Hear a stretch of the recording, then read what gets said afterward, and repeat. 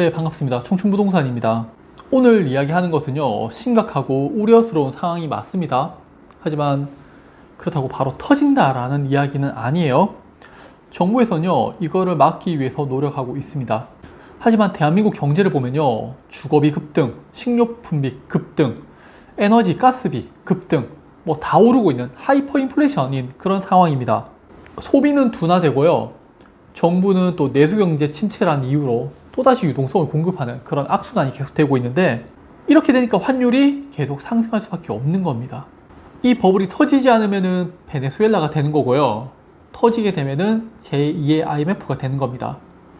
저는 그 상황을 대비해서 지금 달러를 계속 모으고 있고요, 아마 전 세계 투자자들도 동일한 생각을 가지고 달러를 계속 모으고 있을 겁니다. 이제 우리나라를 보면요, 가계부채 비율이 최상위권으로 자영업 대출 연체가 11년 만에 최고라고 합니다.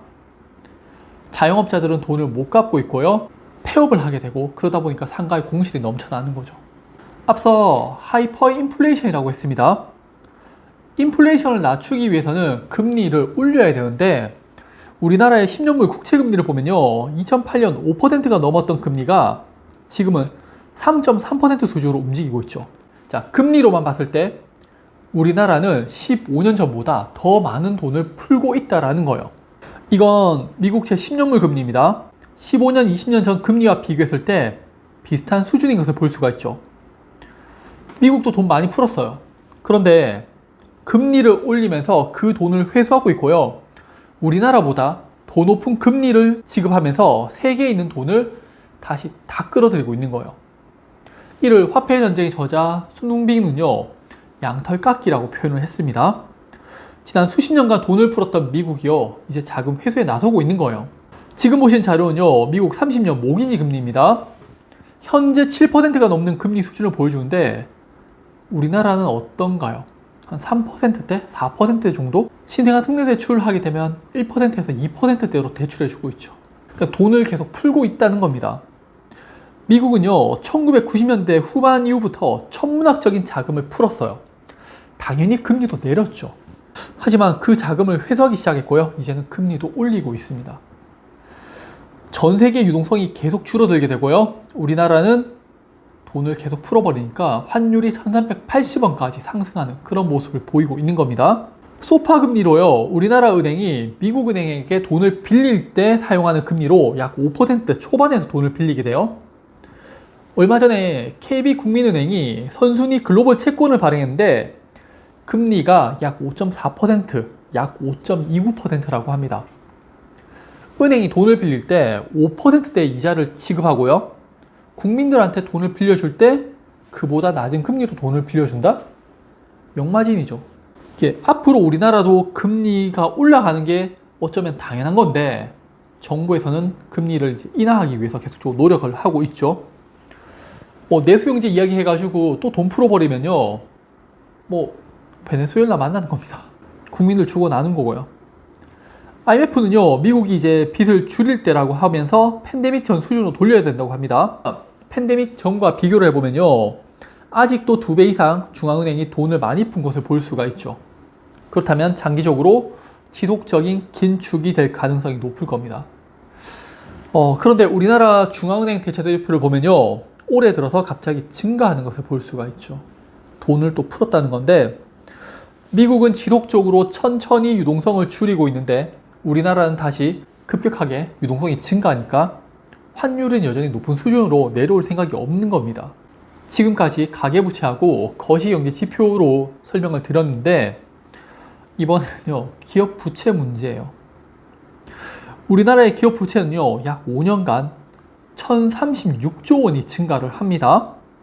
연평균 8.3%의 증가세를 지속함에 따라서 명목 GDP 대비 122.3%로 높아졌다고 합니다. 자, 특히 차트를 보면 확실하게 알 수가 있는데, 명목 GDP와 유사하거나 낮게 움직이던 기업 부채가 2018년 이후부터 급격하게 상승한 것을 볼 수가 있죠. 자, 기업 및 가계부채를 보면요, 함께 상승하다가 가계부채는 2023년에 잠시 줄어드는 모습을 보였다면은 기업 부채는 계속 증가를 합니다. 이것으로 보게 되면요, 우리나라의 금리 인상은 무척이나 요원해 보이죠. 금리 인상하면은 가계, 기업 다 망하는 거예요. 반대로 금리 인상을 하지 않거나 금리 인하를 하게 되면요, 원화의 화폐 가치가 급락을 해버립니다. 그래서 달러를 매수 또는 보유하라고 말씀을 드리는 거예요. 이제 우리나라의 전 세계 기업 부채를 비교해 볼게요. 2020년 이후에 전 세계 기업들은 부채 레버리지가 줄어드는데 우리나라는 증가를 하죠. 기업 부채 레버리지에서요, 우리나라는 상위권을 차지하고 있습니다. 우리나라 기업 부채가 심각한 수준인데 이거보다 더 큰 일이 있어요. 금융권 부동산업 대출 현황을 보면요, 금융권 전체가 2017년 239조 원에서 2023년 540조 원으로 약 300조 원 증가를 했죠.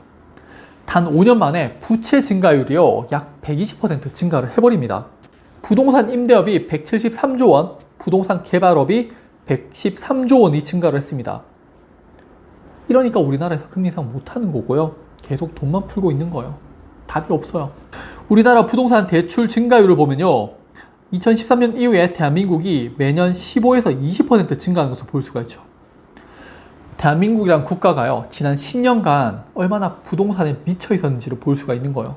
국가별 GDP 부동산업 대출을 보면요, 우리나라의 가파른 상승이 보이시죠? 자, 기업이고 가게고 부동산에 미쳐 있는 겁니다. 지금도 마찬가지예요. 이거 터지면요, 대한민국 망합니다. 그래서 달러 사셔야 되는 거예요. 차입 부채 증가, 대기업의 현금 흐름을 보면요, 대기업이 어떻게 된 게 영업 활동보다 투자 활동을 더 많이 했다고 보이시죠. 자, 주요국 대기업 대출 잔액 추이를 보면은 우리나라는 계속 증가를 합니다. 이걸 얼마나 잘 해결할 수 있을까요? 저는 힘들다고 봅니다.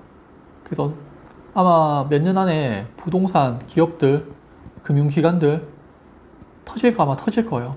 네, 터트려야지 당연한 수준이 될 겁니다. 만약에 그런 방식이 아니라 돈을 계속 풀어가지고 인플레이션을 일으키게 되면요, 그냥 난미형으로 가는 거예요. 베네수엘라 만나게 되는 거고 국민들 다 죽어 나갈 겁니다. 아니면은 대기업과 부동산이 터져갖고 뭐 나라가 망하든지 둘 중 하나가 될 거예요. 한국은행 코멘트를 보면은 상대적으로 생산성이 높지 않은 부동산 부분으로 신용 공급이 확대된 것은 국가 경제 전체적으로 자원 배분의 효율성을 저해하는 요인으로 작용. 기업의 경우 한 개 기업이 부채를 통해 연명하는 상태가 장기간 지속되지 않도록 이들에 대한 과도한 금융 지원을 지양하고 시장의 감시 기능 강화 등을 통해 자체적인 재무 건전성 관리를 유도할 필요가 있다고 합니다. 자, 부채 줄이자는 이야기고요. 이게 과연 얼마나 줄어들지 의문이긴 합니다. 지금 한국은행에서 이야기하는 것을 먼저 했던 국가가 있어요. 바로 중국입니다. 2018년에요, 무역 전쟁이 일어나죠. 그리고 나서 중국은 부동산에 대한 대출을 규제를 강화하면서요, 부동산을 인위적으로 침체시키기 시작을 해요. 헝다 등의 부동산 기업들을 파산시키고요. 그리고 부동산 상승률이 줄어들고 이제는 하락으로 돌아서고 있죠. 그러면서 버블을 차츰차츰 줄이고 있는 거예요. 저는 우리나라도 곧 이렇게 될 거라고 보고 있습니다. 그래서 부동산을 매수할 때는요, 선택적으로 좋은 거 매수할 필요가 있다는 거고, 사람들이 똘똘한 한 채 서울 부동산으로 몰리는 이유라고 생각됩니다. 그리고 투자자들은요, 이 똘똘한 한 채의 중요성을 알기 때문에요, 필요 없는 다주택을 매도하고 있고, 이는 매물이 계속 증가하는 것에서 확인할 수가 있죠. 네, 오늘 이런 경제적인 내용 많이 어려우시죠? 일반인들이 듣기에는 어려운 내용이 많습니다. 근데 뭐 무조건 오른다, 떨어진다 그런 식으로 편지어서 이야기할 건 아니에요. 이게 옳다, 저게 옳다. 경제는 계속 변하고요. 그런 거를 경제 지표 등을 통해서 확인할 수가 있어요. 자, 그리고 오늘 내용은요, 한국은행에서 발표한 자료를 바탕으로 좀 제가 재해석을 해서 이야기를 드렸는 겁니다. 정리를 하자면요, 주택, 식료품, 에너지 급등으로 인한 하이퍼 인플레이션 시대입니다. 가계 기업의 부동산 부채로 인해서 금리 인상은 힘들 것으로 예상됩니다. 결론은요, 그래서 부동산 투자자들은 똘똘한 한 채로 서울을 선호하고 있고요. 이런 리스크를 방어하기 위해서 달러 매수 및 보유가 필요하다입니다. 네, 그럼 오늘 영상 봐주셔서 감사합니다.